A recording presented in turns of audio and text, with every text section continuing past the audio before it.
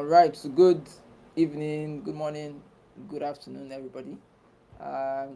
Depending on wherever you are watching or following this stream from. So welcome today to our roundup for the month of September.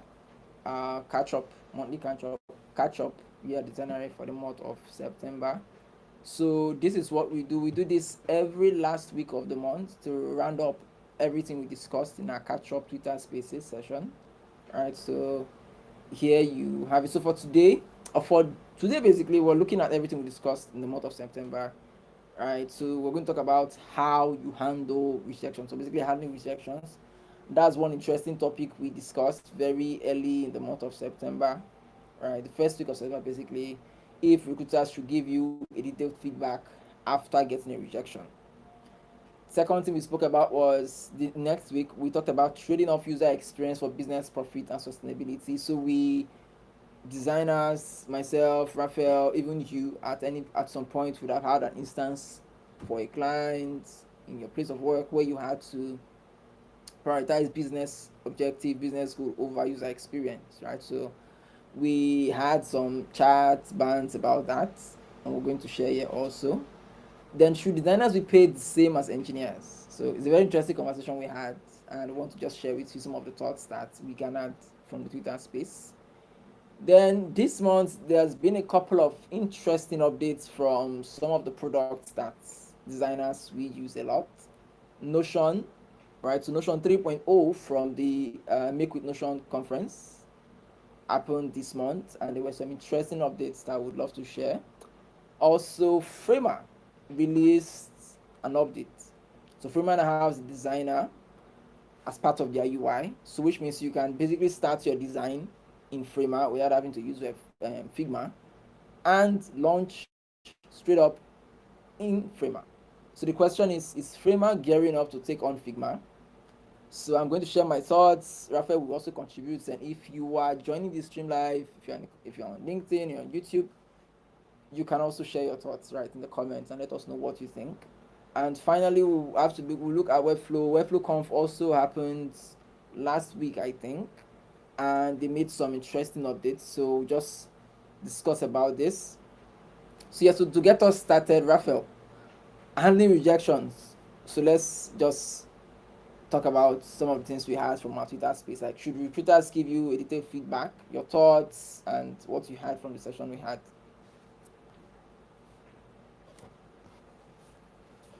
You're muted. Jesus, I had no idea. Hello, everyone. Pleasure to be here as always. Greetings to you all, wherever you are, morning, afternoon, evening. So that was a very interesting conversation. That was actually, I think that was one of the conversations that really was particularly interactive, right? I think because it's something that has affected every one of us one way or the other, especially if you're a designer. Well, I don't want to say especially if you're a designer. Anybody in any sector wants to have like feedback. Um, First off, if you want to be part of these conversations, please feel free to join us on Twitter every Wednesdays. We do like conversations like this every time. So, anyways, should recruiters give feedback? So there was a lot of there were a lot of varying opinions, right? And it was actually really really good to see how people thought about it, right? Some people were of the opinion that, I mean, actually I like how we went about it. We brought from different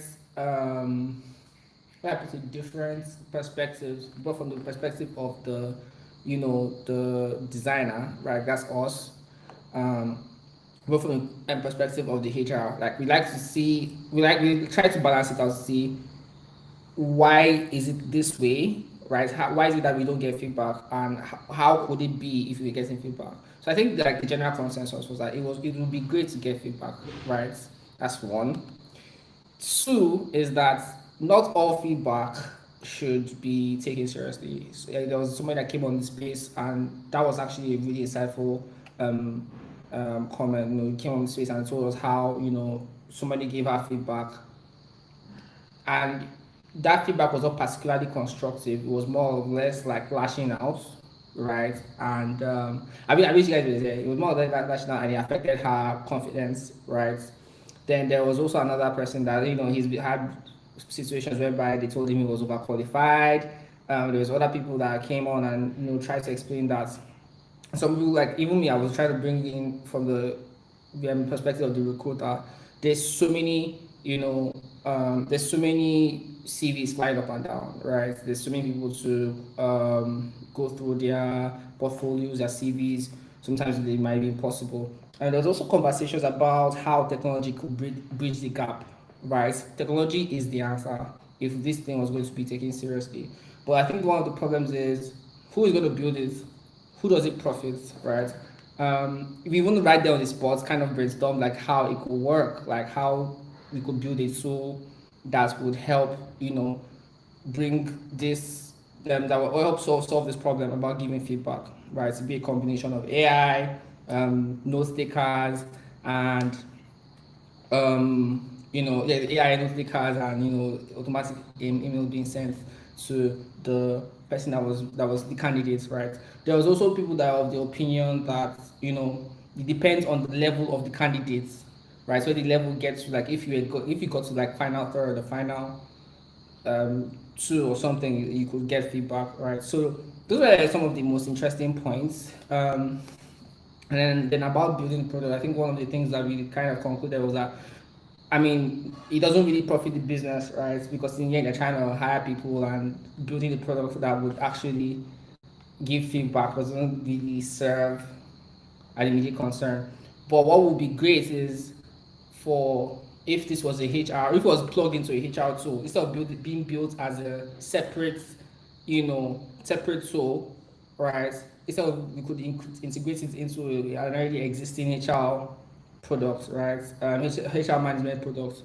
That's how we thought about it. But yeah, it was actually a very interesting conversation. Learned a lot that day, and yeah, so that was it.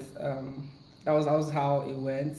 Looking back now, I like how everyone, I like the varying opinions, right? I like the varying opinions, and I saw like I saw like different perspectives from different people. So that was actually really great. It was a great conversation. Yeah. Okay. All right. Thank you, Rafa. So basically, Rafa just did a recap of the conversation we had on Twitter and opinions people had regarding handling rejections, recruiters giving you feedback. I think I was the opinion that probably maybe a designer should build a tool, right, that can enable us get feedback. But of course, who's going to pay for that tool? Because uh, HRs will be the one using it. Will they pay for it? But anyways, very interesting conversation. Let us know in the comments, right, what your thoughts are when it comes to feedback, right? So yeah, I think the next one, I think I will just give this a shot, right? So trading off user experience for business profitability and for business profit and sustainability. So if you have at any point worked with a client or worked in a company, you definitely understand what we mean by business goal and user goal basically, right? So sometimes business goal may come from the company roadmap, their vision, their what they're looking to hit for the or the achievement for the year, and sometimes it may be personal preference, opinion that the client or maybe key stakeholder wants that the product should have, right? So, and as a designer, sometimes in as much as you want to advocate for the user, you also want to be sure that the business is going to get value, right? So, get value in this case could be money, and getting value in this case could be capturing some form of user data. A very easy example to use, one of the ones I made reference to then was Nigeria fintech landscape or fintech ecosystem where the central bank can just come up. Of course, they are trying to tighten up security in the this era where cyber crimes going up, like when it comes to hacks and everything, right? So they are trying to tighten up security to ensure that people's data are safe, their funds, finances, people are properly protected. But of course, that now means that know your customer, KYC, and a lot of processes they have infused, right, can make the experience frustrating, right? So you could wake up one morning and CBN is asking you to introduce or add like 5 more steps to properly protect your system, protect your users, and you have to do it because you want to be compliant, you want to follow the regulations, right? So things like that, of course, it brings value to the business.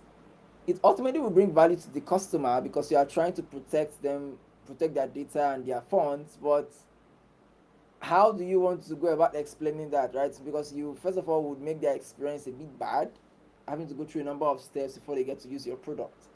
But yeah, so in terms of trading off user experience and business and sustainability, every designer, we have been put in that point, or put into that test where we have to decide how do we balance the business goal with the user goal. And I think a very good case in point is for a product that was freemium. So let's say you are trying to you let's come from a business perspective, right? So you build a product and you made it free, people are using it, they're enjoying it. Now at some point you realize that, okay, I need to make money off this product, and you decide you start monetizing some features that were initially free. Now you are doing that because you want to keep your business afloat, you want to be sustainable. But what that would mean is that it may ruin the experience of some persons who would have to now pay, or probably you have to cut short some of the journeys that they already are used to, right? So it was very interesting conversation. But I don't know if you have any thoughts you can share around that. But that was majorly what that space is about. Like, how do you balance um, providing value for your business that's ensure that your business get profits and also stay sustainable while, yeah, I know we said trading off user experience, but you don't necessarily have to trade off user experience. You just need to find the balance. But in this case, yeah, that was the topic of discussion. So Rafa, I don't know if you want to chime in into this, or maybe we can move on to the next one. No, yeah, I think we pretty much covered it. It's just basically Oga Center design versus, doing the Oh, guys, said that. Okay, so Oga Center design versus doing building for users, or building for like what is actually market standard. Right? It's always going your to voice be is like low. You are giving us bedroom voice. What's going on? no vex. Sorry. Same bedroom voice. But yeah, I feel that's something I always go to face. And as designers, it's part of our job to kind of find the balance, right? I think Yeah. like basically what I try to do is when a founder or a business owner has really strong opinions or strong feelings that, oh, this is what is going to work, right? I try to present data that shows that, okay, this is what is going to, this is what the data says, right? If even after that they are insistent that we should go ahead, I just make them know, make them understand. Okay, I don't support this, but like, if this is what you want to do, sure, you guys go.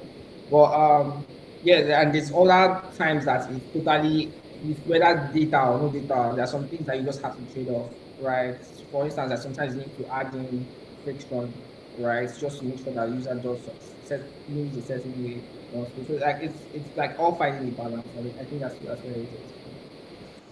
Yeah, and I think just before we move on to the next one, so something just came to mind, right? That I know you made mention of August Center design. What that typically means is when a key stakeholder, the client or your boss in this case, is the one directing what the product should be like, look like, or how it should work, right? But in as much as we want to, of course, ensure that we design based on data, like we follow a data-driven design principle. Or basically, you want to ensure that your decisions are informed with data, either from research, from product performance, right? But something came to mind that, yeah, in as much as your boss may be insisting for certain things to be done, I think one good practice is for, I think my screen, can you still see my screen? Okay, it's back. Yeah. One good practice is for you to understand why the stakeholder, the client, or the person in this case is asking for things to be done a certain way, right? If they are insisting for a button to be placed a certain way, for layouts to look a certain way, for certain information to be on the page, right? So in as much as we call ourselves, we believe we are the experts when it comes to advocating for users, the experience. But I think sometimes these guys, not sometimes, a number of times they have insights based on the market, based on their experience, even based on their conversations with regulators and other key players in the industry. So they see some things that ideally we may not see, right? So they make some decisions. So probably they may know that in the next few months, probably a new regulation, a new policy is going to put in place that will enable us to do this. So that we need us, that require us to do this. If not, we're going to have trouble or issue maybe in the next quarter or in the next year, right? So as a designer, if you've been told to do something, instead of just saying this is going to make the experience crappy, it's going to increase the number of clicks, it's going to make the flow, introduce friction into the flow, I think you should ask why. Always ask why. Well, that's by default, right? So Simon Sinek, always ask why, and depending on how you ask the why, you definitely will get an answer which should give you, sometimes it may be personal opinion which you will find out, and sometimes you may discover it's actually something that they have seen or heard or even have data for that you may not be aware of. That it makes sense, right? So yeah. Okay, so moving on to the next one, should designers be paid the same as engineers? So Raphael, before I'll ask you, I want to share a thought. So I worked with somebody in very early stage of my career who, and I still believe that thought till now, really, right? So he believes that, my former boss, right? He believes that designers actually do more work than engineers. Interesting. And his reasoning for that is that designers, the way a the way a nursing mother would chew maybe food, right, before they hand it over to the child or probably put it in their mouth. I'm just using this as parallel, not exactly. We're not calling engineers the child in this case. Of course, they do a lot. But the point I'm trying to make here is that, so, or his point basically is that designers take the, so somebody walks up to you, a client comes to you, or a stakeholder comes to you, or maybe your PM comes to you with a concept. We're looking to build this feature, we're looking to launch this, we want to experiment with this, right? So you may be fortunate to work with CPM or a client who has it laid out what they want to do, especially in the age of AI now. Somebody can just go on ChatGPT, I'm looking to build this product or have this idea, help me break it down, and ChatGPT or whatever AI tool you use can give you that, right? But before now, client can just come up to you that I want to build an e-commerce marketplace that will connect local markets in Nigeria. I believe there's an opportunity there. They don't know how it's going to work. They just believe that this makes sense and they want to try it. Right? So ideally, so you, the designer, would now be the one to take that idea, flesh it out, give it a number, like think about it critically, do your research, connect the flows and everything, and break. So you basically bring the idea from the mind of the client or from the mind of this stakeholder now to life. All right. So what the engineer just does in this case is that, so you have given them the blueprint.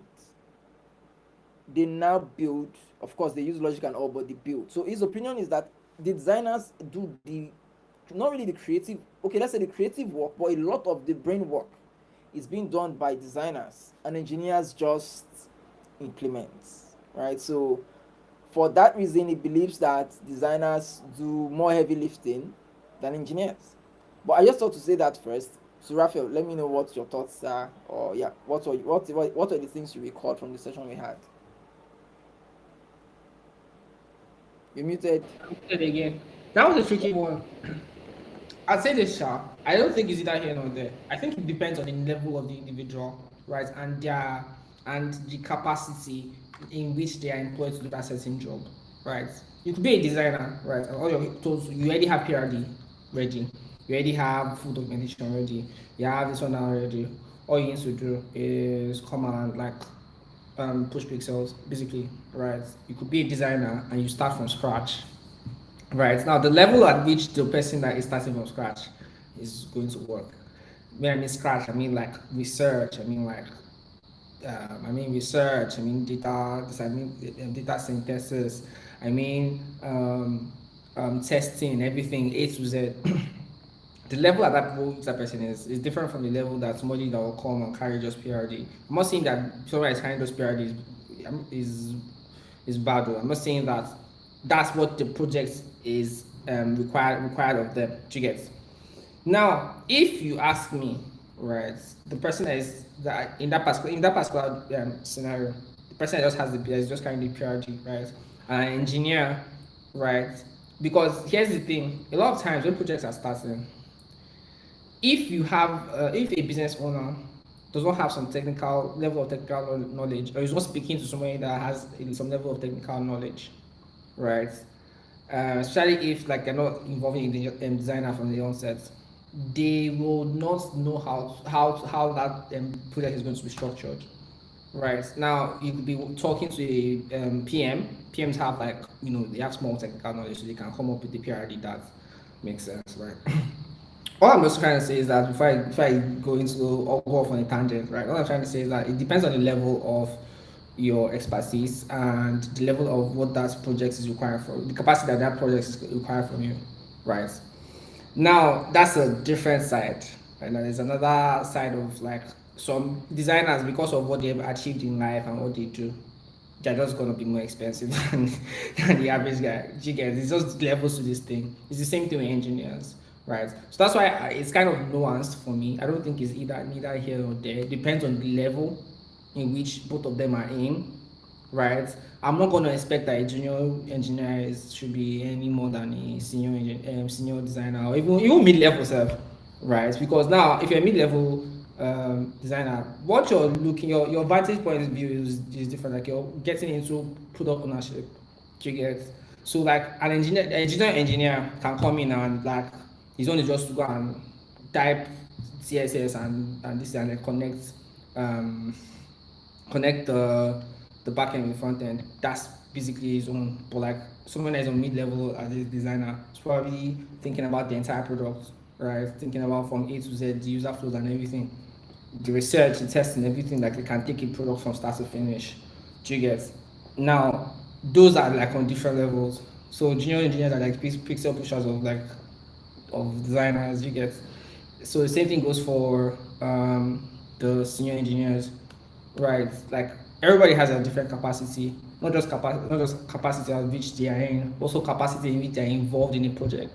Do you get? So I could be very very good. I could be able to take a product from branding to all the way to shipping. Do you get?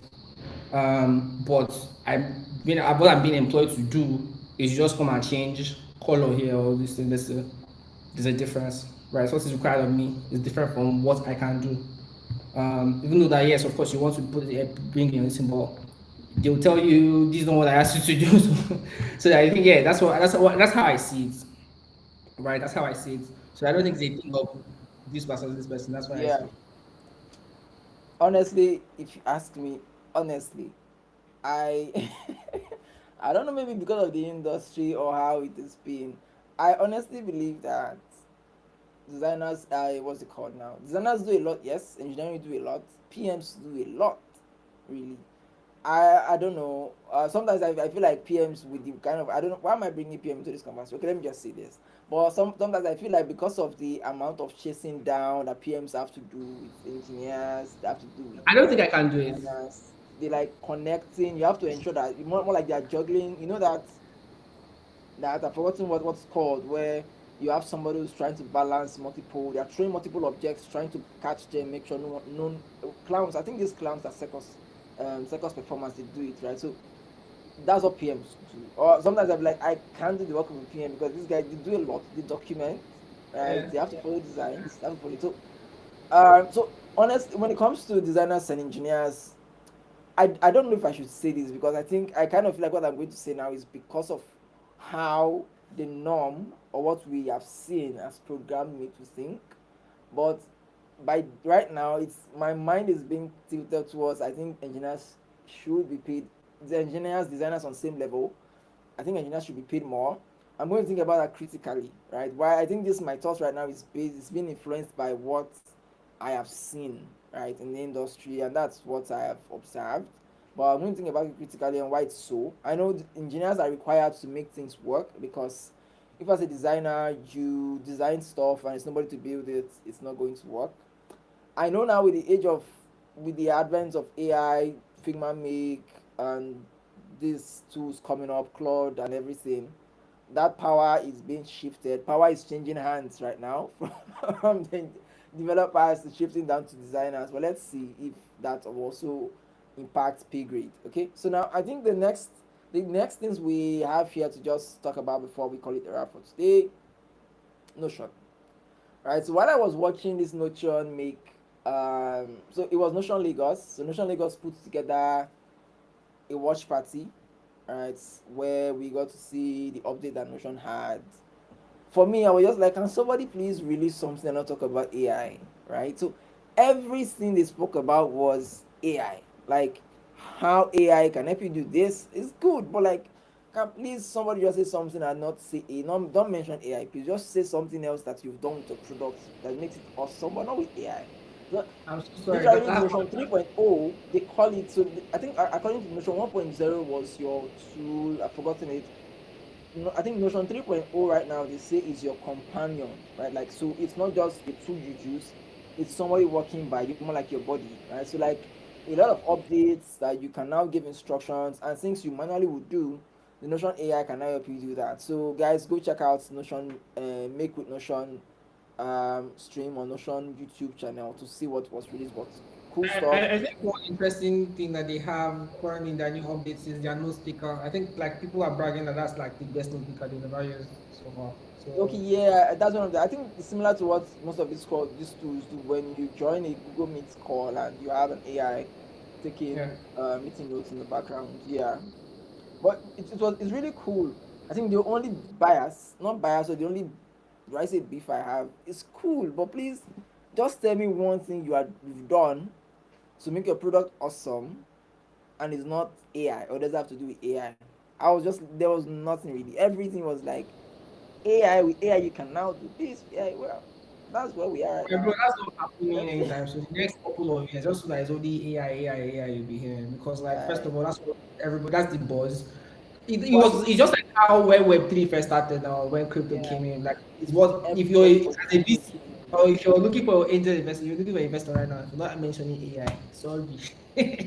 Yeah, and even right now, I'm not sure any good investor may want to. They will definitely have those ones, depending on your niche or the kind of investors you're looking for, products you're building. But of course, most investors like their ears are itchy already for AI to be like how is AI going to battle for what you're doing right now? But I think that's what made Freeman's latest update interesting for me, right? So Super. Yeah. before now, I've been a fan of Webflow because I've been a Webflow advocate for years. But Framer has been there as a prototyping tool, but they just pivoted, doubled down into the design, like focused on designers and not just everybody. And they just made their tool easy for designers to use, right? So, but they did something. So the updates they released, called did like they now have a designer section as part of their interface or as part of their tool, right? It doesn't even talk about. Of course, they have an AI tool. So I one thing I noticed, it's been a while they released it, but you can now edit content live on the browser without having to open Framer. So if you are logged into your browser with your Framer account, and probably you're testing how your Framer your website looks on a live browser, you can make edits on the browser without having to go to a Framer. So that was really awesome for me when I used it the first time. Like when I saw it, I was like, wow, right? But what really so before now, when Figma um was it Adobe now? No, yeah. So when the Adobe acquisition failed for Figma, I was thinking that Figma is just taking out everybody. Not everybody, but Figma seems to be taking out everybody out of the market, right? So the dominance that Sketch had has reduced. Adobe XD could not compete. InVision Studio could not compete. A number of other tools are struggling, right? And Figma seems to be the behemoth now. That is like taking over the whole when it comes to what's it called now, designing on the web. So it's with the release of Figma Make, right? It kind of seemed like Figma is now looking to take on Webflow and Framer because the goal is you can design on Figma and build to go live. So you may not need, so they're like telling you that you don't need to go to other prototyping tools. You can do everything in Figma. What that meant was that they were coming from they were targeting Framer users and targeting Webflow users. So like Figma is coming for everybody. Who's going to come for Figma? That was my thoughts then.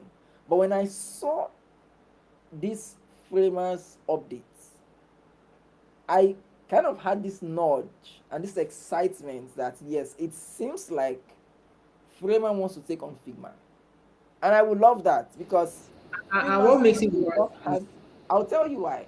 Figma seems to not have anybody who's like. Figma is just there, just like a shark swimming around the ocean, eating up small fishes, just like just dominating the ocean. But so it seems like Figma is trying to take off, like bring the designers back from Figma so that they focus on Figma and not go to Figma to prototype stuff, right?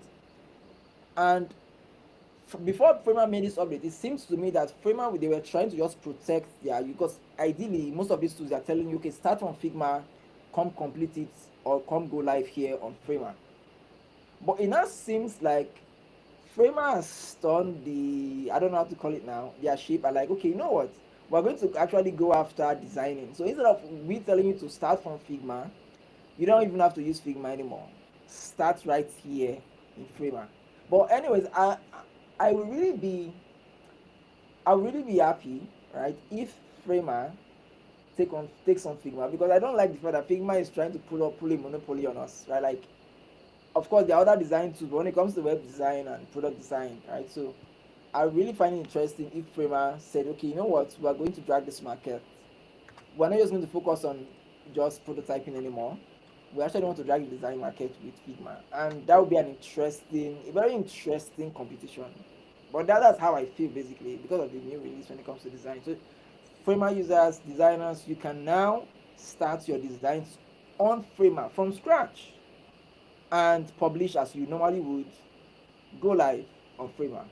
Yeah, so that's why we have that update. But Raphael, do you have anything to just, what do you want to add to this time? Probably we can just look at Webflow, then we wrap up for I today. think I think what is really exciting is that they are not yet, in fact, they're not even holding any bars. There's no bars held, right? And now they're making design free, totally free on Figma, which means you have access to all the features for design for free, which is something that a lot of people, Figma, the bigger they get, the more they add premium stuff to their this thing. So this is actually gonna be it's actually gonna be fun to watch because if there's no competition, that's why Figma these days anything that they add, you think they make it paid. Exactly. It's crazy. Anything Figma they is add, just going wild. Yeah. you know. So like you can't even enjoy Figma as much as before if you're not paying for this thing. Figma is making it free. So let's see how this is going to juggle the market because a lot of people that are just starting out, they can't be paying like Yeah. upward $60 every month. So it's Yeah. very it's, I love to stay it. I love to stay it. Because it kind of seems like, um, I would love if Framer is able to pick up the slacks that Figma, because Figma now, some persons prefer, why are you guys doing so much? Just focus on one product, do it so well. Now they're targeting developers, they're targeting illustrators, they're targeting graphic, they're targeting everybody really, right? So I think if Framer pays attention, which is something they did when it comes to, I'm going to talk about Webflow briefly, but if Framer pays attention to what really are designers complaining about when it comes to Figma, I know Figma is huge. Figma has a lot of tools, functionalities that Framer right now, it was going to take years for Framer to catch up. But I don't think Framer should copy Figma. You should basically just look at what is Figma missing and designers want, because Figma seems to be targeting everybody right now. If Figma can keep doubling down on what designers really want, I think they have a huge chance of taking on Figma, really. But anyways, that's, I don't know. So if you happen to follow the stream up to this point, we would like to know what your thoughts are on this, right? Do you think that Framer has what it takes to take on Figma, and what do you envision such competition to result to? So finally, the Webflow Conf. The Webflow Conf happened, that should be last week or two, I think. Same day or before Notion Make, right? Or Make with Notion. And I didn't follow through, but from the YouTube videos I watched, from the updates that were shared, seems like the live stream did not go so well. But personally, I've not really been impressed in recent times with the updates that has been coming from Webflow, because I'm a designer really, right? And that's why Framer is so appealing to me. But it seems like Framer and Webflow I don't know who they really target. Maybe they seem to focus more on developers who want to be able to do stuff without code, right? But I think one update they now released, which is quite interesting. So Webflow now has, so if you are creating components, they don't call, is it components they call them on Webflow? They call them, okay, Slack, not Slack, sorry. That's what you call it What's it? components now. And I Okay, think another thing, yeah, they use a couple of things. They call it component. they They call it also release, components. yeah, There's another name they call it. Okay, no, they used to call it symbols, but they oh, renamed yeah, it to it's, components. the Okay, components, yeah. so yeah, what they now do, they have somewhat of a whiteboard, of a white, what's it called now? Do I say whiteboard? So you know the way you have free space on Figma, the same thing as that Figma has done with the Designer, where like a canvas here. So Webflow now has a canvas that you can use to create your symbols. So you can pan around the canvas and create symbols that you now eventually get to use on your designer interface. I hope that they, I don't know, consider having a canvas interface for their users or for no code developers to work with, right? I don't know, just have something for, it seems like it's just primarily for developers right now, but have something for developers and also give us the freedom of space, canvas space basically, to build stuff, right? So I would love to see Webflow have something like that, or try out things like that to make it more appealing to designers. But yeah, a number of things Recently, they released. Yeah. recently, stuff I'm seeing from Webflow being released, I feel like I'm kind of concentrating more on creating a tool that is going to be for literally for like you want to create like a visualization tool for front end. Do you get like it's like coding, but it's more visual. So it's like if you imagine having cursor, but like with more control. Like I think that's where they're heading towards, and because now they're adding GSAP. GSAP is now synced. You know, before you have to Yes. be using libraries but now it's not synced directly to Webflow. GSAP is not the sync directly to Webflow. They're going more and more. They're, it's like they're focusing more and more into development and switching away from designers or like the average no code team Yeah. user. That's what I'm saying. But I don't know why, but I'm sure they see something there because like people actually use Webflow to build out components for for when they're big trying to build backup, build a product. That's it's interesting to see that. Yeah, maybe because I'm a designer, that's why. I've been using Webflow for a long. I used Webflow, taught Webflow, but I don't know when Framer just came around, or when they just made the adjustments to just move beyond being a prototype tool that they were. For some reason, it became more appealing to me than even Webflow, right? But anyway, so that brings us to the last item we have on our roundup for the month of September for our Designery catch up, or catch up with Designery. Right, so these, I think the first three items: handling rejections, training of user experience for profit and sustainability, if designers should be paid as much as engineers are paid. Those were the topics we discussed this past 3 weeks. And also these other three were just like updates from products that we use a lot. Decided to just talk about it also on your catch up. So that brings us to the end of the session, like I just said now. If you are not, or if you have not seen our last podcast, please do well to see it. So we had episode 6 of our podcast where we spoke about how designers can design for new technologies. We decided to talk about that topic because we realized that when Web3 came on board, it was not so easy for a number of designers to transition or to explore the Web3 design space, right? Because of the technology, and a couple of things. And we seem to be seeing that again with AI, right? So not a lot of designers. Of course, you can design a landing page and put something together with AI, but if you were to actually pick up an idea and design from scratch with AI or for AI, right? We also want to make that transition easy for not everyday designers, normal designers to be able to pick, not to design for AI, design for Web3, but not just design for AI Web3 now. Whenever there is a new technology that comes up, or that seems to be coming into the forefront, we want designers to know how the strategy, the techniques, the mindset, and how to approach designing or learning towards how to design for those technologies. That is why we brought somebody who has expertise designing for Web3, newer tech, XR, VR, newer technologies, game designs, and even down to AI. So we brought Ice in that hall. So we nudge or we urge you guys to go watch that. It's on our YouTube. It's on our YouTube. It's on our YouTube. So I'm going to drop links to it on wherever you're watching. If you're watching on YouTube, in the comments, I'm going to drop links, or in the description, I'm going to drop links to the latest episode so that you should catch that. Then also, we had some resources we shared when we spoke about these things in our Twitter space. So we're also going to drop links to those resources in the comments.